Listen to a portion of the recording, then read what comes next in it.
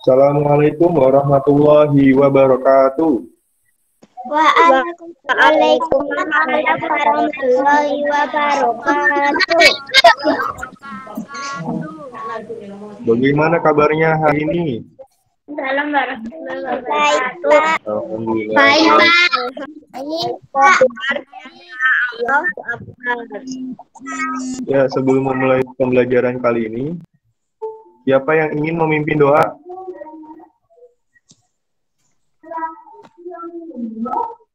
Ada yang mau memimpin doa nggak?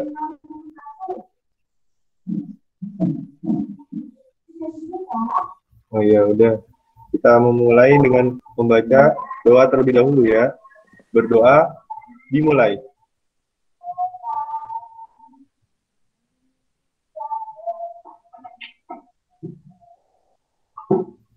Nah, sebelumnya Bapak akan absen terlebih dahulu ya. Aditya Cahyoga. Hadir, Pak. Albar Himawan Aminuddin. Belum hadir ya. Ari Krishna Wardani. Aurora Firdaus Jasmine Pratama. Belum hadir. Cika Alfitra Ines Quinsa.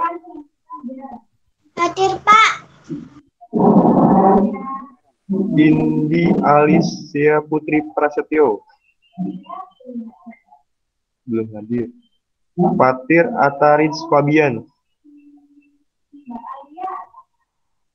Belum hadir. Kanza Quena Azalia. Khalifa Aulia Azafa. Hadir.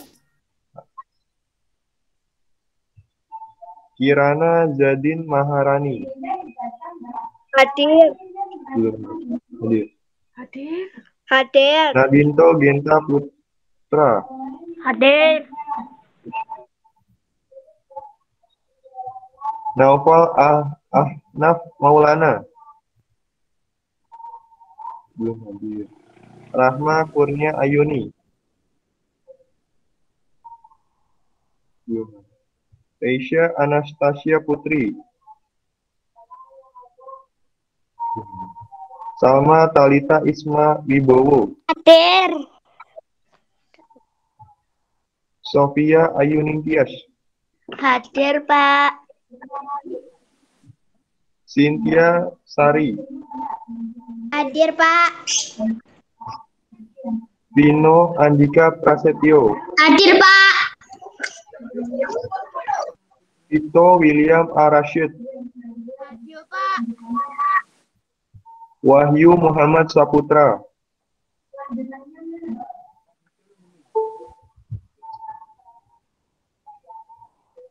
Wildansyah Rozak Andika.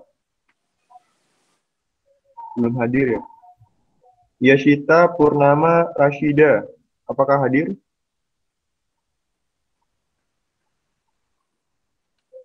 Keisha Dinda Arunis. Belum hadir. Hadir, Pak. Alhamdulillah sudah banyak yang hadir. Nah, sebelumnya kita menyanyikan lagu Garuda Pancasila ya. Bapak hitung 1, 2, 3, baru kemudian dimulai. 1, 2, 3. Garuda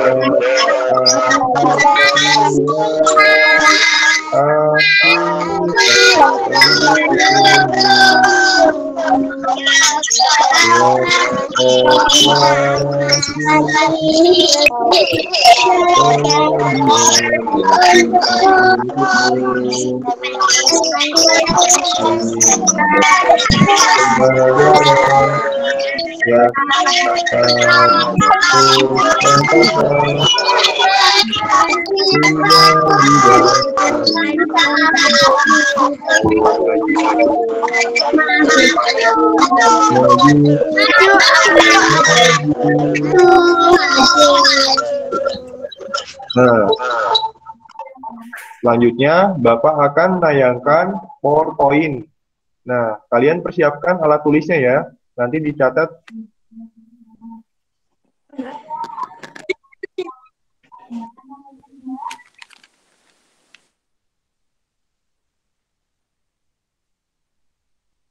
Nah, sudah dipersiapkan belum alat tulisnya?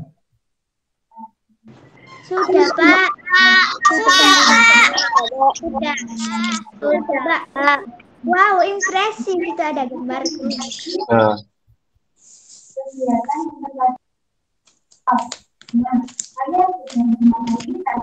silahkan mikrofonnya tolong dimatikan terlebih dahulu ya, mikrofon. Bapak akan menjelaskan.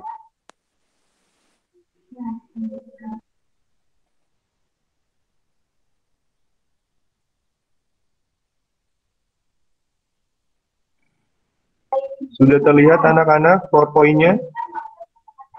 Sudah, Pak. Sudah, Pak. Hari ini kita akan mempelajari tema 2, selalu berhemat energi, subtema 3, energi alternatif, pembelajaran 6.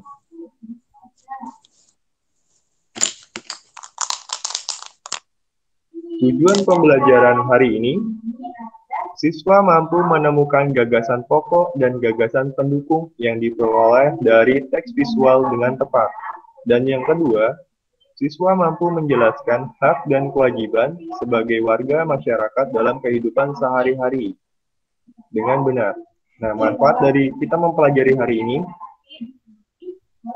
kita dapat menemukan gagasan pokok dalam teks cerita. Nah, yang kedua, kita dapat mengetahui hak dan kewajiban sebagai warga masyarakat.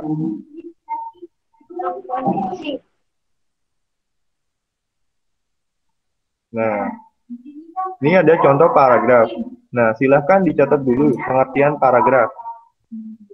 Paragraf adalah kumpulan kalimat yang biasa mempunyai satu ide pokok dan cara penulisannya sedikit menjorong ke dalam atau menggunakan garis baru. Nah, nama lain dari paragraf itu alenia. Apakah sudah tahu alenia? Belum, Pak. Belum. Jadi alenia itu nama lain dari paragraf. Nah, di dalam paragraf ini terdapat beberapa kalimat. Sudah tahu belum paragraf itu yang mana?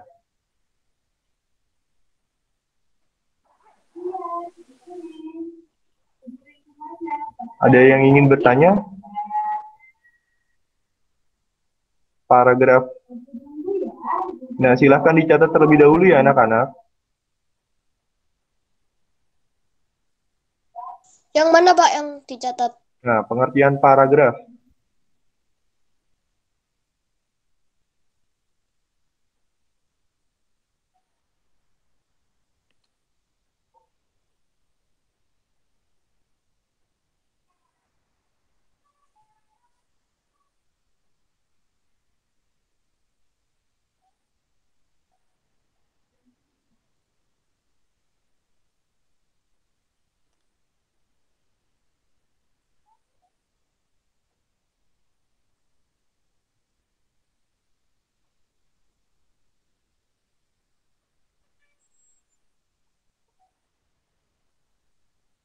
Jika sudah selesai mencatat,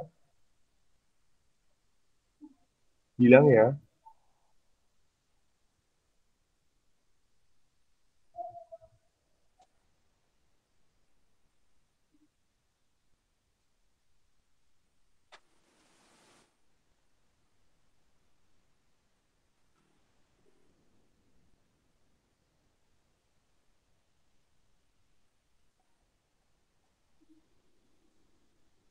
Nah, Bapak akan menjelaskan sedikit dari paragraf. Jadi paragraf ini terdiri dari beberapa kalimat. Nah, kalimat itu biasanya diakhiri dengan tanda titik. Nah, kalau tanda koma itu jeda. Nah, biasanya paragraf ini terdiri dari 3 sampai 4 kalimat. Apakah sudah dicatat anak-anak? Belum, Pak. Belum selesai, Pak. Masih belum selesai.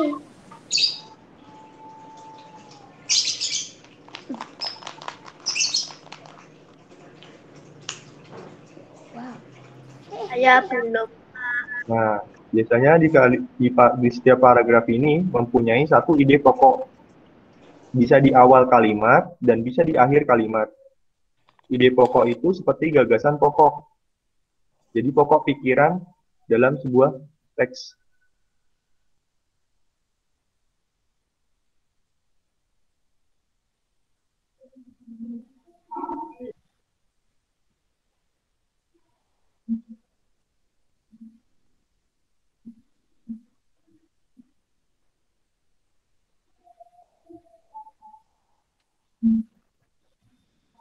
Apakah sudah dicatat anak-anak? Sudah, Pak. Sudah, Pak. Sudah. Pak, masih belum. Ya, ditunggu ya.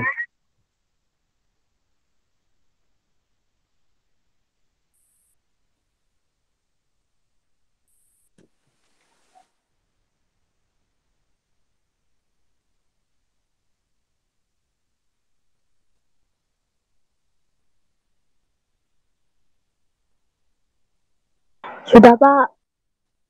Nah, ada yang ketinggalan atau enggak? Apa sudah mencatat semua? Sudah, Pak. Belum. Belum. Ada yang belum? Nah, silahkan dicatat terlebih dahulu ya. Apa? Jika sudah dicatat, Bapak lanjut ke slide selanjutnya ya. Apa udah dicatat semua? Sudah, Pak. Udah. Sudah, Pak. Belum, Pak. Sudah. Nah, Sudah, Pak. Bapak akan menjelaskan mengenai gagasan pokok dan gagasan pendukung. Gagasan pokok ini pokok pikiran atau inti utama yang dibahas dalam suatu paragraf. Nah, tadi kita udah tahu paragraf kan? Paragraf itu kumpulan dari beberapa kalimat. Nah, kalimatnya itu bisa terdiri dari 3 sampai 4 kalimat. Jadi, paragraf ini terdiri dari beberapa kalimat. Nah, gagasan pokok ini biasanya diletaknya di awal kalimat atau di akhir kalimat. Nah, selain ada gagasan pokok, ada gagasan pendukung. Gagasan pendukung ini biasanya terdiri dari informasi tambahan untuk mendukung gagasan pokok dan ditemukan pada kalimat penjelas. Silahkan dicatat terlebih dahulu ya anak-anak. Iya, Pak.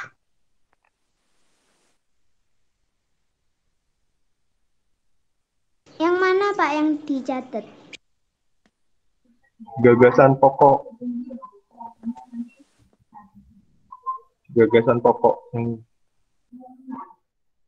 dan gagasan pendukung ya, Dek. Itu ditulis semua, Pak. Iya.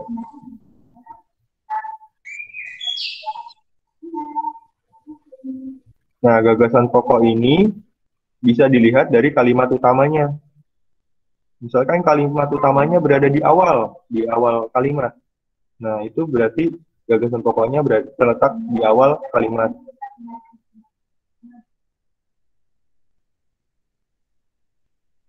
Bisa di akhir kalimat juga.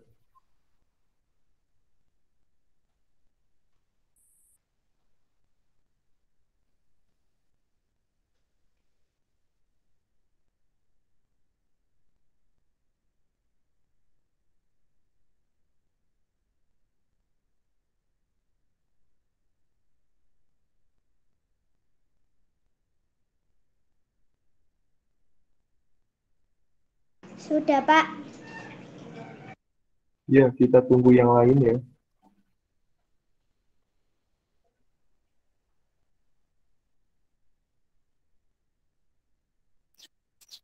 Sudah, Pak. Sudah selesai semua belum? Sudah, Pak. Belum, Pak. Belum, Pak.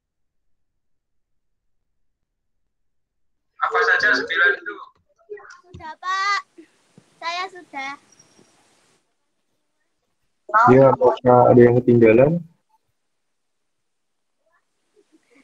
Ya Allah. Apakah sudah semua? Sudah, Pak. Belum, Pak. Sudah, Pak. Saya sudah selesai. Ditulis Nah, semua. ada yang ingin bertanya mengenai gagasan pokok dan gagasan itu pendukung nggak?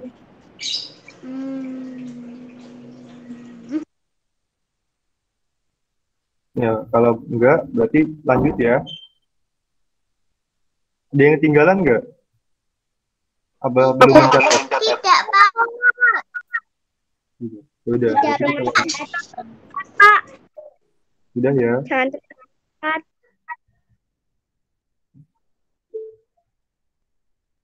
Ya, ada yang ingin bertanya? Tidak, Pak. Oh, tidak. Nah, jadi gagasan pokok itu Bapak ulangi kembali. Terletak di awal dan di akhir kalimat. Nah, apa sih gagasan pokok itu? Gagasan pokok itu pokok pikiran atau inti utama yang dibahas dalam suatu paragraf. Nah, sedangkan gagasan pendukung, informasi tambahan untuk mendukung gagasan pokok. Apakah ada yang belum paham? Sudah, Pak. Paham. Sudah paham, Pak. Baik, kita lanjut ya. Nah, perhatikan teks berikut. Siapa yang ingin membaca? Saya, Ada yang... Pak. Ya, silahkan dibaca. Saya, Pak. Ya, iya Rama. Silahkan. Pekan budaya Nusantara diadakan di alun-alun kota selama sepekan. Acara ini menampilkan beragam budaya Nusantara ada. Pakaian adalah tradisional serta makanan tradisional. Nah, Bapak ingin bertanya kepada kalian, gagasan pokoknya ada di sebelah mana ya? Apa di awal kalimat atau di akhir kalimat? Jangan kalimat, Pak. Jangan kalimat, Pak. Bagus sekali. Jadi gagasan pokoknya itu, Pekan Budaya Nusantara diadakan di alun-alun kota selama sepekan. Nah, selain itu, ada gagasan pendukungnya. Gagasan pendukungnya yaitu acara ini menampilkan beragam budaya Nusantara berupa contohnya rumah adat, pakaian adat, alat musik tradisional, serta makanan tradisional. Nah, jadi gagasan pokoknya terletak di awal kalimat. Nah, selain gagasan pokoknya itu, ada gagasan pendukung. Nah, gagasan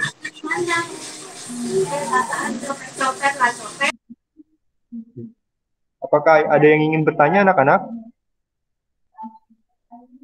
Tidak, Pak.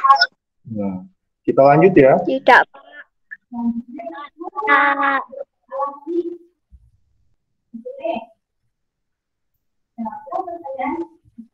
Nah, ada yang ingin membaca lagi nggak? Saya, Pak. Saya. Silakan. Saya, Pak. Ya, yang pertama tadi. Ayo, membaca. Dia. Buah tomat memiliki banyak manfaat untuk tubuh. Buah tomat dapat dimanfaatkan untuk menjaga kesehatan kulit. Selain itu, tomat juga bisa membantu mencegah kanker dan untuk kesehatan jantung. Nah, Bapak ingin bertanya kepada kalian, gagasan pokoknya ada di mana ya? Di kalimat pertama, Pak. Di kalimat pertama, Nah, Pak. bisa dibacakan. Buah tomat. Ayo.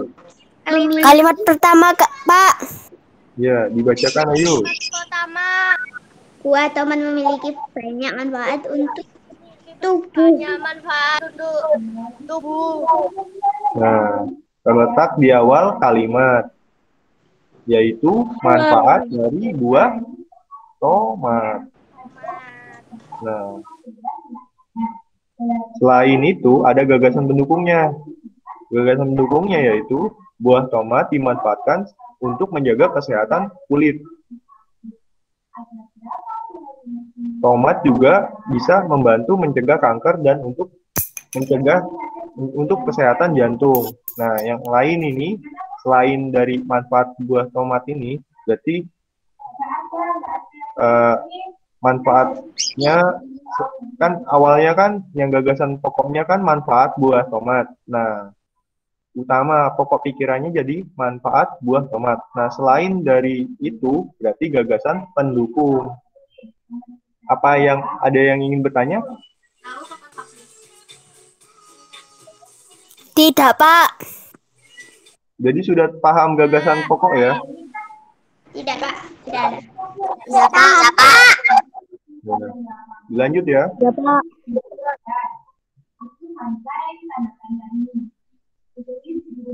Nah, ada yang ingin membaca?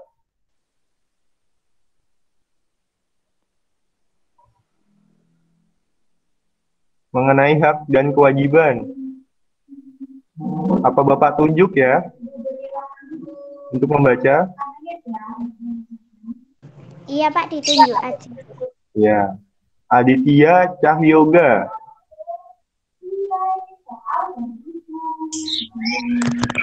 Ya.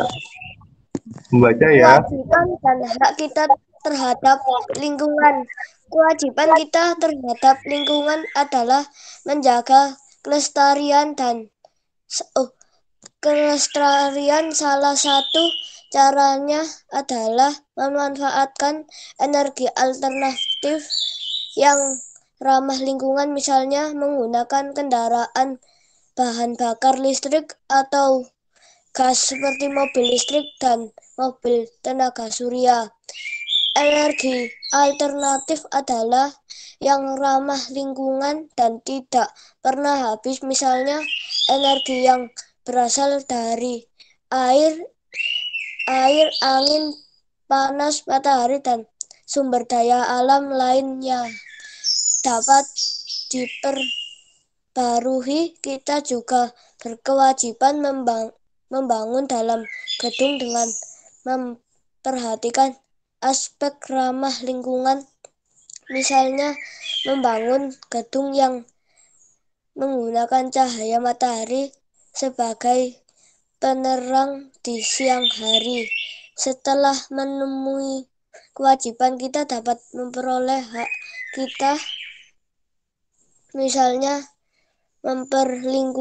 memperoleh lingkungan yang segar untuk kesehatan dan kenyamanan.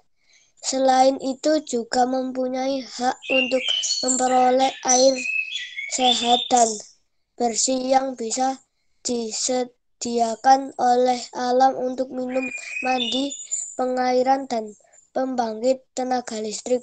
Selain itu, kita juga mempunyai hak untuk memperoleh sumber daya alam untuk memenuhi kebutuhan, misalnya dari tumbuhan dan hewan yang merupakan sumber energi tenaga.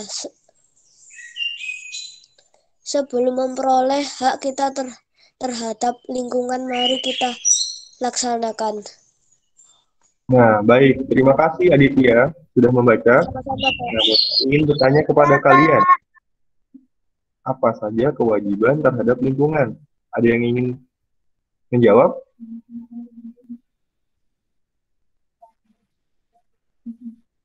Dalam teks cerita berikut,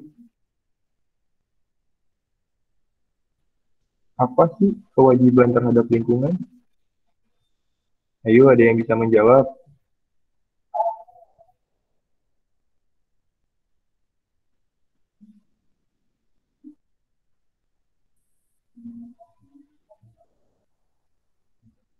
Ya, silahkan. Abisa, Nur, ingin menjawabkah? Afsa.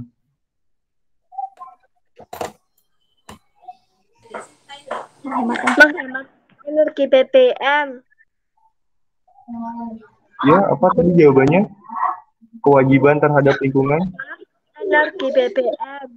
Nah, kewajiban kita yaitu menjaga kelestarian menjaga kelestariannya. kelestariannya. Nah, yang pertanyaan kedua, apakah hak terhadap lingkungan? Ayo, Harus membersihkan. Mendapat lingkungan yang bersih. Membuang sampah pada tempatnya. nah, kita membedakan ya kalau kewajiban. Tidak membuang sampah sembarangan. Nah, ya itu benar. Kewajiban itu harus ditaati. Mendapatkan lingkungan yang bersih. Nah, ya bagus sekali. Membuang sampah pada tempatnya. Kerja Lanjut. bakti, Pak. Nah, Bapak ingin bertanya kepada kalian. Ini ada berapa paragraf ya? Dalam teks ini ada berapa paragraf? 5, Pak. 1, 2, 5, Pak. 3. 5, Pak. 5 paragrafnya, Pak. Iya. Kita hitung bersama-sama ya. Dari mulai kewajiban, energi alternatif 2. Ketiganya kita juga berkewajiban 3. Setelah memenuhi kewajiban 4. Selain itu kita juga mempunyai hak 5. Sebelum memperoleh hak 6. Jadi ada 6. Jadi antar paragraf itu ada jaraknya. Biasanya dikasih spasi. Nah, antara ini dikasih titik terus kasih jarak itu. Sudah mengerti anak-anak? Mengerti, Pak. Ya, kita lanjut ya. Masih udah mengerti, Pak. Nah, silahkan dicatat ya. Bapak jelasin terlebih dahulu ya. Hak di dalam kehidupan sehari-hari. Hak apa sih itu hak? Segala sesuatu yang didapat manusia sejak dalam kandungan. Contohnya di rumah nih kita. Hak mendapatkan kasih sayang dari orang tua. Yang kedua, hak mendapatkan perlindungan. Dan yang ketiga, hak untuk bermain. Dan yang keempat, untuk mendapatkan kesehatan. Dan yang kedua, di sekolah kita, hak untuk belajar. Kita sebagai siswa harus rajin belajar. Dan yang kedua, hak mendapatkan kasih sayang dari guru. Dan yang ketiga, hak untuk mendapatkan rasa aman dan nyaman. Di lingkungan masyarakat, hak kita apa sih? Hak kita untuk menikmati lingkungan yang bersih. Kedua, mengembangkan hobi. Dan yang ketiga, untuk bersosialisasi. Nah, silahkan dicatat ya anak-anak.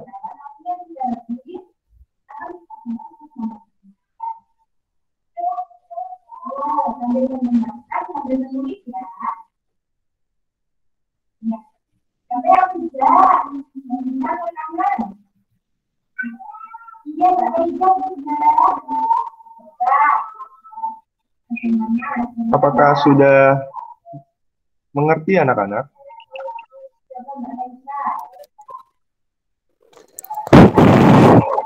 Kurang paham, Pak. Masih kurang Oh, paham. yang mana? Yang di rumah atau di sekolah apa di masyarakat? Di masyarakatnya, Pak. Oh, di masyarakat. Bapak ulangi ya. Hak itu didapatkan kita sejak dalam kandungan. Jadi kita pas sebelum lahir itu kita udah mendapatkan hak. Contohnya, kalau di masyarakat bersosialisasi. Kalian udah paham arti bersosialisasi belum?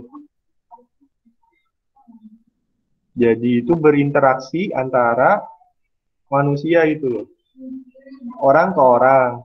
Jadi kita punya teman misalkan, kita kan berteman dengan orang lain. Nah, itu bersosialisasi interaksi dengan orang lain. Nah, selain itu kita dapat menikmati lingkungan yang bersih, haknya. Jadi hak itu dimiliki oleh setiap manusia. Bukan individu atau kelompok ya, tapi semuanya mendapatkan hak yang sama. Apakah ada Sudah. yang Pak, apakah sudah mengerti? Sudah. Sudah, Pak. Sudah, Pak. Sudah, Pak. Ada yang ingin bertanya nggak? Pak, tugasnya sudah ditulis. Sudah selesai. Nah, sudah ya. Sudah Belum, dicatat Pak. ya. Belum, Pak. Oh ya. Belum, Catat Pak. dulu Saya ya. di rumah. Saya sudah, Pak. Sudah, Pak. Nah, ada yang ingin bertanya lagi nggak? Tidak.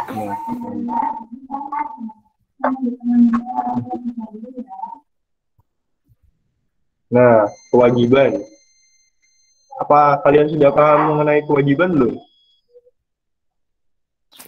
Sudah. Nah, kewajiban Sudah, itu sesuatu yang harus dilakukan dengan penuh tanggung jawab.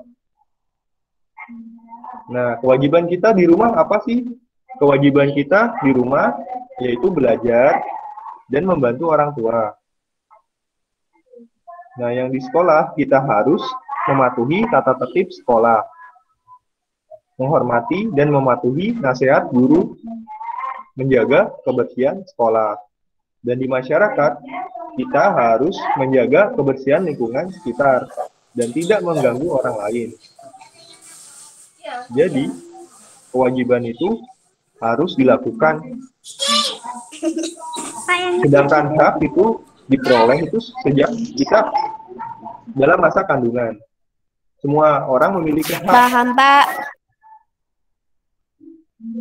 Sudah mengerti anak-anak? Sudah, Pak. Pak yang Sudah, itu Pak. Sudah, Pak. ini. Kita Sudah, Pak. Sudah dicatat belum? Sudah selesai, Pak. Pak, belum. Nah, Pak yang itu dicatat. Iya, Pak. sudah ya. Kita lanjut saja ya. Iya, Pak. Iya, Pak. Lanjut aja. Apa sih ada perbedaan hak dan kewajiban? Contohnya begini anak-anak. Hak kita kan mendapatkan lingkungan yang bersih, menikmati lingkungan bersih. Nah, agar dapat memperoleh lingkungan yang bersih, kita harus menjaga kebersihan. Nah, apabila tidak menjaga kebersihan, maka kita tidak memperoleh lingkungan yang bersih. Dan yang kedua, kita Kewajiban. mendapatkan ilmu dan pengetahuan. Apabila kita melakukan belajar dengan sungguh-sungguh. Nah, jadi antara hak dan kewajiban, jadi hak ini diperoleh setelah melakukan kewajiban.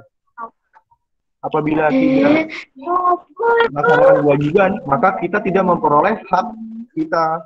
Contohnya, gini, jika kita tidak menjaga kebersihan, maka kita tidak memperoleh lingkungan yang bersih. Apa ya, ada yang ingin bertanya? Tidak, Pak. Sudah paham. Jadi antara hak dan kewajiban ini, kita harus melakukan kewajiban terlebih dahulu agar kita memperoleh hak ya anak-anak. Nah, lanjut ya. Nah, Bapak ingin bertanya kepada kalian, apa yang kita pelajari pada hari ini? Hak dan kewajiban paragraf. Nah, bagus sekali. Nah, pesan Bapak, jika kita memperoleh hak, maka kita harus melakukan kewajiban terlebih dahulu. Contohnya begini, kita ingin memperoleh lingkungan yang bersih, hak kita, tapi kita harus melaksanakan kewajiban terlebih dahulu, yaitu menjaga kebersihan lingkungan dengan membuang sampah pada tempatnya. Apabila kita tidak membuang sampah pada tempatnya, maka kita tidak memperoleh hak kita, yaitu lingkungan kita bakal kotor. Nah, apabila kita rajin belajar kewajiban kita, nah kita akan mendapatkan ilmu pengetahuan. Ada yang ingin bertanya anak-anak? Tidak ada, Pak. Selanjutnya, Bapak akan mengirimkan soal evaluasi. Nanti silahkan kalian kerjakan. Nah, batas pengumpulannya jam 9 malam.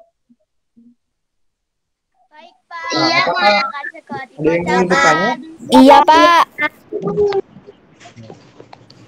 Sebelum menutup pembelajaran, Bapak berpesan kepada kalian untuk selalu menjaga kesehatan di rumah.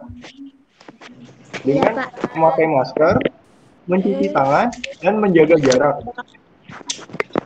Nah, selain menjaga kesehatan, kita harus menjaga kesehatan tubuh kita, yaitu dengan makan makanan yang bergizi, 4 sehat, 5 sempurna.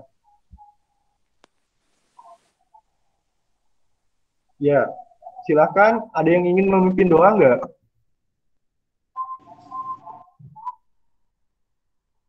Ya udah, Bapak tunjuk ya. Keisha Dinda, yuk memimpin doa.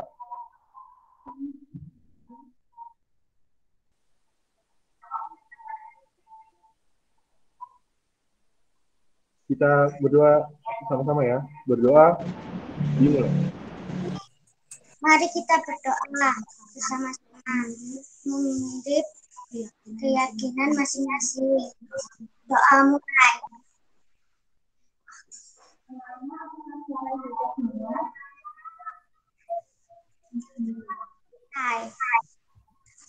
Nah, selanjutnya, terima kasih ya anak-anak sudah pembelajaran kali ini. Nah, selanjutnya sesi foto bersama. Bapak, silakan kalian nyalakan kameranya terlebih dahulu.